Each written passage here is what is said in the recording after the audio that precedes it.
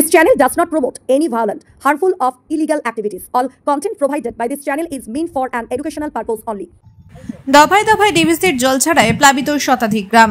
দামোদর নদের একদিকে হুগলি জেলার জাঙ্গিপাড়া থানা আর একদিকে হাওড়া জেলার উদয়নারায়ণপুর থানা, দুই জেলার মিত্রতার সাক্ষ্য বহনকারী নদী দামোদর।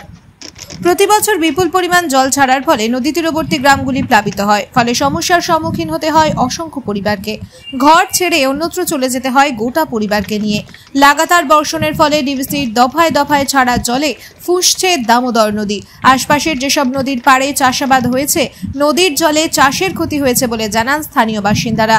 প্রতি বছর যেভাবে জলোচ্ছ্বাস তাদের গ্রাস করে, সেই আতঙ্ক এখন থেকেই লক্ষ্য করা যাচ্ছে তাদের চোখে মুখে।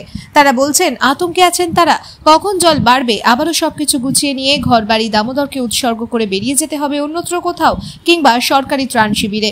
কিন্তু এদিকে প্রশাসন তৎপর, রাজ্য সরকারের তরফ থেকে 24 ঘন্টা নজরদারি রয়েছে স্থানীয় বাসিন্দাদের যাতে কোনো রকম অসুবিধা না হয়, সেদিকে দেখছে প্রশাসন। জলের তোড়ে একাধিক বাঁশের সাঁকো তলিয়ে যাওয়ায় নৌকাতেই পারাপার করতে হচ্ছে গ্রামবাসীদের। তারা বলেন যেখানে মাত্র 5 মিনিটে পারাপার করা যায়, সেখানে জলের তীব্র গতির কারণে 15 থেকে 20 মিনিট সময় লেগে যাচ্ছে। আপনারা দেখছেন আনন্দ বাংলা, সবার আগে। নমস্কার, আমি এই মুহূর্তে দাঁড়িয়ে আছি হাওড়া জেলার অন্তর্গত উদয়নারায়ণপুর এবং হুগলি জেলার ঠিক বীজ বরাবর একটা নদী বয়ে যাচ্ছে, সেটা হচ্ছে দামোদর নদী। সেই দামোদর নদীতে ডিভিসির জল ছাড়ায় এলাকায় নদীর ধারে যাদের আশপাশে বাড়ি আছে, তাই সেই সমস্ত এলাকা যারা বাসিন্দারা আছে খুব আতঙ্কের মধ্যে আছেন। আমি সেই চিত্র দেখাবো, আমার ক্যামেরা পার্সন বিক্রম ধারাকে দেখাতে বলবো। আপনারা দেখতেই পাচ্ছেন সেই ছবি, নদীর জলে এলাকায় সমস্ত প্লাবিত হচ্ছে। এই দুটো ভদ্রলোক ওই দিক থেকে এলেন এই মাত্র, সেই ছবি আপনাদের দেখাচ্ছি। কয়েকদিন আগে আপনারা অবগত আছেন, দামোদরের ওপর দিয়ে যে জল বয়ে যাচ্ছে, এলাকার আশপাশে যে মাঠ চাষপত্র যেগুলো হয়েছে, ঢেঁড়স ঝিঙে যেসব চাষ হয়েছে, সেই সব এই নদীর জলে প্লাবিত হয়ে গিয়ে অনেক ফসল নষ্ট হয়েছে।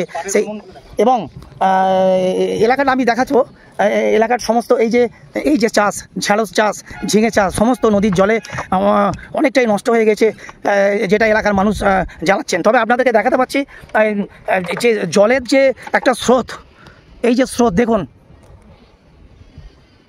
প্রচণ্ড জলের চাপ।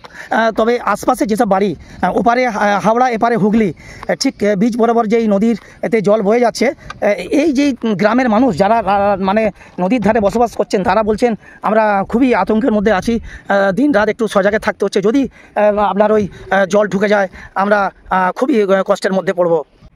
হাওড়া উদয়নারায়ণপুর থেকে ক্যামেরায় বিক্রম ধারার সাথে মুজিবর মল্লিক, আনন্দ বাংলা। তো প্রত্যেক দিনই বাড়ছে, তবে আমরা তো আতঙ্কের মধ্যেই রয়েছি, যেখানে এত কিছু যে ফসল নষ্ট হয়ে যাবে। তারপরে মানুষের যে বসবাসগুলো আছে বাঁধের ধারে যাদের আছে, গরিব মানুষের, তারা খুবই সমস্যার মধ্যে দিয়ে রয়েছে আর কি, খুবই সম্মুখীন আছে। এইসব আতঙ্ক একটা তৈরি হয়ে রয়েছে। এই যে জল বাড়ার ফলে এখানে যে চাষবাস আছে, চাষবাসগুলো কি পরিস্থিতি হয়েছে? চাষবাস তো ভালো রকমই ফসল হয়েছে, কিছুটা বৃষ্টির জলকে প্রচুর ক্ষয়ক্ষতি হয়ে গেছে। বিশেষ করে এখানকার দামোদর চরের যে ধান, কচু, বিভিন্ন আনাজপাতি যেগুলো আছে পুরোপুরি নষ্ট হয়ে গেছে। এরপর যেটুকু রয়েছে সেটুকু যদি বেড়ে যায় তাহলে পুরোপুরি নষ্ট হয়ে যাবে। প্রশাসনের সহযোগিতা পেয়েছেন? না, সেরকম কিছু প্রশাসন এখন পর্যন্ত সহযোগিতা হয়নি, আর কেউ আসেওনি। রাজ্য সরকারের কোনো সহযোগিতা? না। আপনারা দেখছেন আনন্দ বাংলা, সবার আগে।